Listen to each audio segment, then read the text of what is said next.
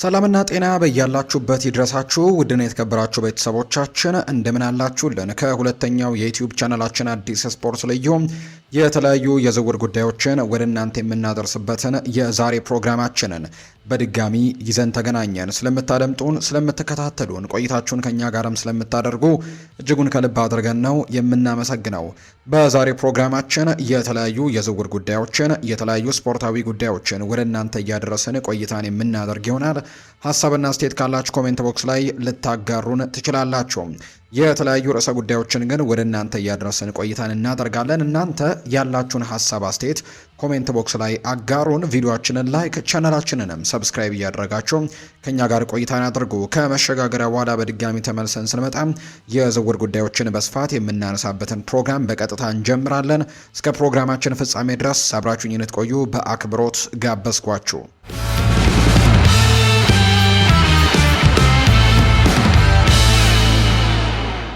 ወደ ቀዳሚው መረጃችን አመራን። ውድ ቤተሰቦቻችን በቅድሚያ የምናነሳው መረጃ ማንቸስተር ሲቲ እና ባርሰሎና ወደ ስፔን ለመመለስ ቁርጠኛ ውሳኔ ባደረገው ሮድሪ ዝውውር ላይ በቀጥታ ንግግርን እንደጨረሱ የሚያሳዩ መረጃዎች አሉ። አንዳንድ የዝውውር ጭምጭምታዎች በሙሉ ክረምቱን ሲጎትቱ ይቆያሉ። ሌሎች ደግሞ ከየት መጡ ሳይባሉ ብቅ ብለው ዋና ዋና ዜናውን እንደሚቆጣጠሩት የሚታወቅ ነው። የማንቸስተር ሲቲው አማካይ ሮድሪ አሁንም ወደፊት በሚኖረው ቆይታ ለተወሰነ ጊዜ አጠራጣሪ ሆኖ የቆየ ቢሆንም የዓለም ዋንጫው ግን በዝውውሩ ሂደት ላይ ያለውን እድገት ቀስ በቀስ ከፍ እንዲል አድርጎት ነበር። አሁን ላይ ግን የ30 ዓመቱ ተጫዋች ወደ ማንቸስተር ሲቲ እንግዲህ ተመልሶ ወደፊቱን ለመወሰን ዝግጁ እንደሆነም ጭምር እንደተወሰነ ነው የተገለጸው። በትውልዱ ማድሪዳዊ በመሆኑ የዓለም ዋንጫው አሸናፊው ከሲቲ የሚለቅ ከሆነ ወደ ሪያል ማድሪድ ያመራል ብለው በርካቶች ያስቡ ነበር። ነገር ግን ባለፉት 24 ሰዓታት ውስጥ ግን ወደ ባርሴሎና የሚያደርገው ዝውውር ወደ መጠናቀቁ ነው እየተቃረበ የሚገኘው። ፋብሪዚዮ ሮማኖ እንደተናገረው ከሆነ እንዲሁ በርካታ አዳዲስ መረጃዎችን ያወጣ ሲሆን ይሄ የመጨረሻው መረጃ ደግሞ ነገሮች በጣም በፍጥነት እየተንቀሳቀሱ መሆናቸውን የሚያሳይ ነው። ባርሴሎና ጥያቄውን አሻሽሎ በማዘጋጀቱ ለሮድሪ ቀጥተኛ የክለብ ለክለብ ንግግሮችንም አድርገዋል። ስለዚህም በወጣው መረጃ ላይም የ45 ሚሊዮን ዩሮ ሲደመር 5 ሚሊዮን ዩሮ ተጨማሪ ክፍያና ከዛም በላይ በሆነ ዋጋ የመጀመሪያ ጥያቄ ውድቅ የተደረገበት ቢሆንም ከዛ ውጭ ግን ሌሎች ስራዎችን ሰርቶ አሁን የሲቲን ፍላጎት ለማሟላትም እንደቀረበ ነው የሚነገረው። የፋብሪዚዮ ሮማኖ የመጨረሻ መረጃ እንደሚያመለክተው በሁለቱ ክለቦች መካከል ያለው ድርድር የተጀመረ ሲሆን ባርሴሎና ያቀረበው ጥያቄ ደግሞ ሲቲ አይቀበለውም ነበር። የሃንስ ፍሊክ ቡድን ከሲቲ አዎንታዊ ምላሾችን ለማግኘት በአዲስ ጥያቄ ላይ ሰርቷል። ከመደበኛ የጽሁፍ ጥያቄዎች ይልቅ በኃላፊዎች መካከል ቀጥተኛ ንግግሮችም ተካሂደዋል። ይህም ነገሮች በፍጥነት ወደፊት እንዲገፉ አድርገውታል። እዚህ ጋር ዋናው ቁልፍ መስመር ሮድሪ ባርሴሎናን መምረጡ ነው። ሲቲ የቡድኑ ቁልፍ የመሃል ሜዳ ተጫዋችን ማቆየት የሚፈልግ ቢሆንም አሁን ላይ ግን አስገድዶ ማቆየቱ ተገቢ እንዳልሆነ እንደወሰነ ይገለጻል። ሮድሪ የሚለቅ ከሆነ አሁን ያሉት ምልክቶች በሙሉ እሱ እንደሚለቅ ያሳያሉ። ሲቲ አሁንም ለመተካት ሌሎች ተጫዋቾችን ሊመለከቱ ይችላሉ። ከነዚህ መካከል የቼልሲው አማካይ ኤንዞ ፈርናንዴዝን ለመከታተል እንዳሰበም የሚያሳዩ መረጃዎች ይፋ ተደርገዋል። ኒውካስል ዩናይትድ ብሩኖ ጊማሬሽ አርሰናልን መቀላቀሉን ካረጋገጠ በኋላ የክለቡ ኃላፊዎች እንዲሁ ደግሞ የተለያዩ ሰዎችም እነ ሮብ ሲልቨን ከዛ ውጪ ዴቪድ ሆፕኪንስም ስለ ዝውውሩ አንዳንድ መረጃዎችን አጋርተዋል። የብራዚል ብሔራዊ ቡድን ተጫዋች እስካሁን ድረስ በአርሰናል በይፋ አልተዋወቀም ነበር። ነገር ግን ትላንትና በሜዳቸው ባደረጉት ጨዋታ በኤምሬትስ ካፕ ማለት ነው ተጫዋቹን አስተዋውቀውታል። ኒውካስል ዩናይትዶች ግን ይህንን ተጫዋች እንግዲህ በመልቀቃቸው ጉዳይ ላይ አንዳንድ ጉዳዮችን አጋርተዋል። ፋብሪዚዮ ሮማኖ እንደገለጸው ከሆነ ጊማሬሽ አርሰናልን መቀላቀሉ ለአርሰናል ለሚቀጥለው የውድድር ዓመት ልዩ ዝውውር ተደርጎ እንደሚቆጠር ነው የተገለጸው። ይህም በክረምቱ የክለቡ እቅድ አካል እንዳልነበር የኒውካስል ዩናይትድ አመራሮች ይናገራሉ። ተጫዋቹን በጭራሽ እንለቋለን ብለን አላሰብንም ነበር፣ ነገር ግን ቢሆንም በለቀቀበትና ባገኘነው ገንዘብ መጠን ግን ደስተኞች ሆነናል ሲሉ ይናገራሉ። ይህ በእንዲህ እንዳለ ሆፕኪንስ አርሰናል ልዩ ተጫዋች እንዳገኘ በመግለጽ ለጉማሬሽ ያላቸውን አድናቆት ይናገራሉ። ቢቢሲ ስፖርት እንደጠቀሰው የኒውካስል ስፖርቲንግ ዳይሬክተር እኛ ልንመዝነው የነበረን ብሩኖ ለእኛ ባሳየው ባህሪ በታላቅ አክብሮትና በስሜታዊነት ጭምር ለቆ መሄድና መዘወር እንደሚፈልግ በግልጽ ነግሮናል ሲልም ጭምር ነው የተናገረው። ይሄ ማለት ግን መሄድ ይቻላል ማለት አልነበረም። ነገር ግን የተወሰነ የገንዘብ መጠን ላይ ስንደርስ ግን በእኛ አስተሳሰብ ውስጥ በእርግጥም ሚና ይጫወታል። ይህም የእቅዳችን አካል ነበርና በዚህ ክረምት በአስተሳሰባችን ውስጥም ነበር። ስለዚህም ደግሞ መጨረሻ ላይ ይህንን ልዩ ተጫዋች ለመልቀቅ ተገደናል ብሏል። ነገር ግን ተለዋዋጭ መሆንና ለሚፈጠሩ ነገሮች ምላሽ መስጠትም የግድ አለበት አለብን ብሏል። ይህ በእንዲህ እንዳለ ሆፕኪንስ አክሎ ሲናገር እኛን የሚያረካ የገንዘብ መጠን ነው። ከንግድ አንጻር ማየት ከፈለግን ይሄ በጣም ጥሩ ገንዘብ ነው። በዛ የሜዳ ክፍል ላይ በዚህ እድሜ ላይ ላለ ተጫዋችም የተከፈለ ከፍተኛ ዋጋ ነው። እነዚህ ሁሉ ነገሮች ግምት ውስጥ መግባት ይኖርባቸዋል ብሏል። ለኒውካስል ዩናይትድ ጥሩ ዝውውር ነው ወይ ተብሎም ሲጠየቁም እኔ እንደዚህ አምናለሁ፣ ነገር ግን አርሰናል በጣም ልዩ የሆነ ተጫዋችን ነው ያገኙት ብሏል። ከፋይናንስ አንጻር ግን ለሁለቱም ወገኖች ጥሩ ሰርቷል ሲልም ጭምር ይናገራል። ምን ያክል ቃላት ቢደረደሩ የኒውካስልን ይህንን የክረምት የዝውውር መስኮት ወቅት መግለጽ አይቻልም ሲሉም ይናገራሉ። ኒውካስል ለዚህ አዎንታዊ ገጽታ ለመስጠት ቢሞክሩም ለማክፓይሶቹ ደጋፊዎች ግን አዎንታዊ ሆኖ የሚሰማቸው ነገር ማግኘት በጣም ከባድ ሆኗል። በጥቂት ሳምንታት ውስጥ ጉማሬሽን፣ ሳንድሮ ቶናሊን፣ አንቶኒ ጎርደንን እንዲሁ አሰልጣኙ ኤዲ ሃውን ከክለቡ እንዳጡ የሚታወቅ ጉዳይ ነው። የኒውካስል ዩናይትድ ደጋፊዎች ስለ ቡድኑ ሁኔታ በጣም አዝነዋል። ከተጫዋቾች ሽያጭ የሚገኝ ምንም ያክል ገንዘብ እዚሁ ከፍተኛ ደረጃ ያላቸው ተጫዋቾች በሜዳ ላይ ያመጡት የነበረው ነገር ሊተካው እንደማይችል ይታመናል። ትልልቅ ተተኪዎች ካልመጡ በስተቀር ይህ በኒውካስል ዩናይትድ ዘንድ በእርግጥም በጣም ረጅም የውድድር ዘመን ይሆናል ተብሎ እንደሚጠበቅ ነው የመረጃ ምንጩ ይፋ ያደረገው።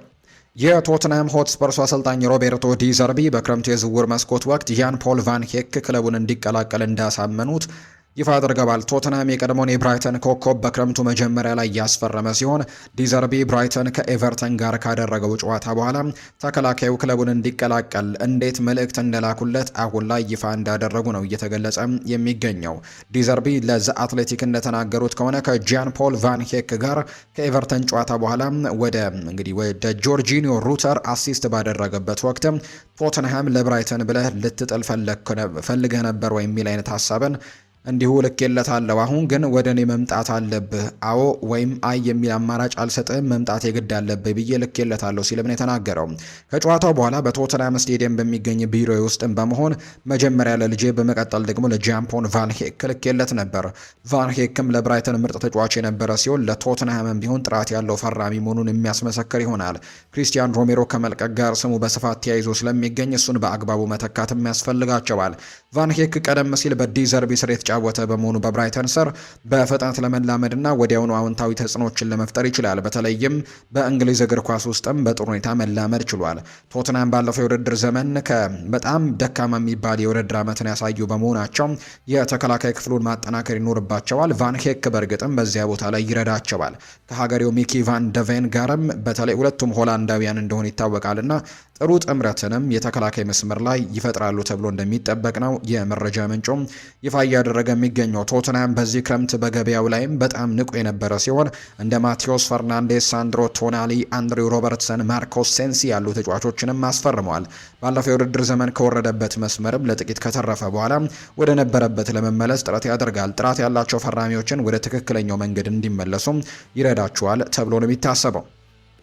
የሮክ ኔሽን ኤጀንሲ የሪያል ማድሪድ አጥቂ ኤንድሪክ በዚህ ክረምት ወደ እንግሊዝ ፕሪምየር ሊግ ለማዛወር እየሰራ እንደሚገኝ ተገልጿል። ኤንድሪክ ከቪኒሲዮስ ጁኒየር ጋር ከአዲሱ የሪያል ማድሪድ ፈራሚ ያን ዲዮማንዴ ጋር ተመሳሳይ ወኪሎችን የሚጋራ ሲሆን በአሁኑ ወቅት በሌላ ትልቅ ዝውውር ላይም ስራ የሚበዛበት ይመስላል። ይህ የራዲዮ ማርካው ጋዜጠኛ ራሞን አልቫሬስ በኤክስ ገጹ ላይ ያወጣው ዘገባ እንደሚያሳየው ኤንድሪክን ሊያስፈርሙ የሚችሉ የተወሰኑ ክለቦችም ስም ግን አልተጠቀሰም። ነገር ግን ታማኝ መረጃ እንደደረሰን ከሆነ የብራዚል ብሔራዊ ቡድን ተጫዋቹን በአርሰናል ዘንድ ትልቅ አድናቆት ያለው ሲሆን አርሰናሎች ቪኒሲዮስን ካጡ በኋላም ወደ ሌሎች አማራጮች ስለሚኖርባቸው ሁኔታ ሊመረምሩ ይችላሉ። ጋዜጠኛው እንደተናገረው ከሆነ እንዲሁ ኤስፒና ዲዮማንድ ከፈረሙ በኋላ ሮክ ኔሽን ሪያል ማድሪድ ጋር በመስማማት በኤንድሪክ ወደ ፕሪሚየር ሊግ በሚደረግ የውሰት ዝውውር ላይ እየሰራ ይገኛል። ነገሮች እንዴት እንደሚቀጥሉ ማየቱ ትኩረት የሚስብ ቢሆንም ነገር ግን አሁን ላይ የተለያዩ ክለቦች ይህንን ተጫዋች ለመመልከት ጥረት ያደርጋሉ። አርሰናሎች ከሮክ ኔሽን ጋር ስለ ቪኒ ጁኒየር በነበራቸው ንግግር ወቅት ስለ ኤንድሪክ አንስተው ሊሆን ይችላል የሚሉ ግምቶች አሉ። ቢሆንም ግን እስካሁን በይፋ የተረጋገጠ አይደለም። ሌላኛው የኡናይ ኤምሪው አስተን ቪላ የኤንድሪክ ፊሊፔ ፈላጊ ከሆኑ ክለቦች መካከል አንደኛው ተደርጎ ይቆጠራል። አርሰናል ቪኒሲዮስን ኢላማ አድርጎ በነበረበት ወቅት ስሙ ያልተጠቀሰ ለሪያል ማድሪድ ተጫዋችም ለማስፈረም መሞከሩ አንዳንድ የመረጃ ምንጮች ሲናገሩ ነበርና ምናልባት የተጫዋች ሊሆን ይችላል የሚሉ ግምቶችን እያወጡ ይገኛሉ። ይህም እንግዲህ የተለያዩ የመረጃ ምንጮችና ቻርልስ ዋትስም ጭምር ባደረጉት ውይይት የተናገሩት ሲሆን በመሆኑም የተጠየቀው ተጫዋች ኤንድሪክ ሳይሆን አይቀርም የሚሉ ግምቶች አሉ። ይህ ውሳኔ ስጋት ያለበት ቢሆንም አርሰናሎች ቪክተር ዮኬሬሽን ለመተካት ማሰብ ስለሚፈልጉ ለእነሱ ትርጉም የሚሰጥ ሌላ ጥሩ ተጫዋችን ማስፈረም ግን ይኖርባቸዋል ተብሎ ነው የሚታሰበው።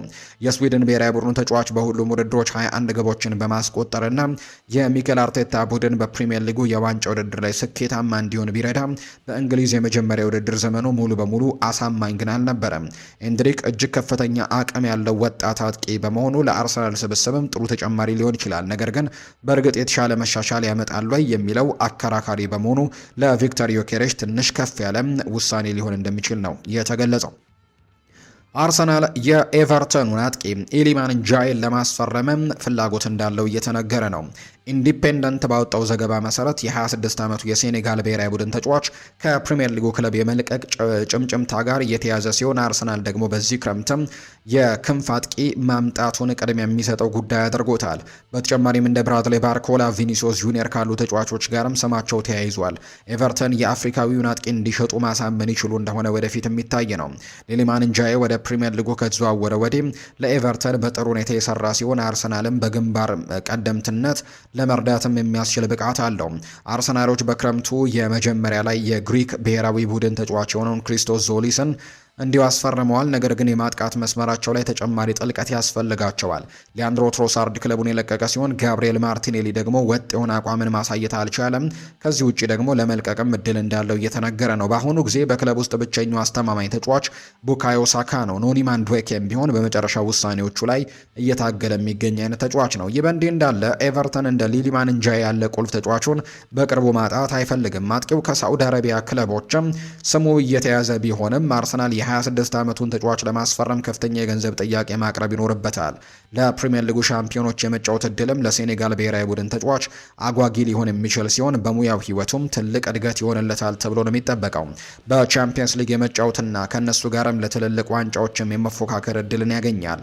አርሰናል ለሱ ከፍተኛ ዋጋ ለመክፈልም የተዘጋጀ መሆኑ አለመሆኑ ወደፊት የሚታይ ነው የሚሆነው። ሊሊማን እንጃይ በዚህ ክረምት እንደ ባርኮላ ካሉ ተጫዋቾች የሚልቅ ርካሽ አማራጭ ሊሆን ይችላል። ሁኔታው እንዴት እንደሚቀጥልም ወደፊት የሚታይ ነው የሚሆነው። አርሰናል ከሪያል ማድሪዱ ቪኒሲዮስ ጁኒየር ጋር ስሙ ተያይዞ የነበረ ቢሆንም ብራዚላዊው ተጫዋች ከስፓኒያርዳዊው ክለብ ጋር አዲስ ኮንትራት ተፈራርመዋል። በመሆኑም አርሰናል አሁን ላይ ወደ ሌሎች አማራጮች እየተመለከተ ሲሆን ብራድሌ ባርኮላ ለነሱ ሳቢ አማራጭ ሆኖ ተገኝቷል።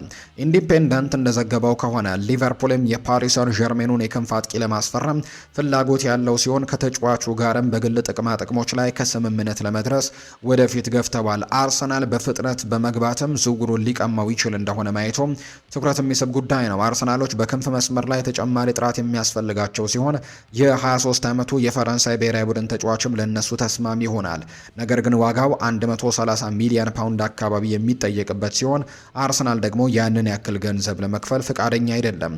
ባርኮላ በትክክለኛው አመራር ወደ ታላቅ ኮከብነት ሊያድግ የሚችል ትልቅ ተስፋና ጥራት ያለው ተጫዋች መሆኑ አጠራጣሪ አይደለም። ሆኖም ግን የተጠየቀው ዋጋ በጣም ከፍተኛ በመሆኑ አርሰናል እሱን በተሻለና በምክንያታዊ በሆነ ዋጋ ለማስፈረም ይሞክራል።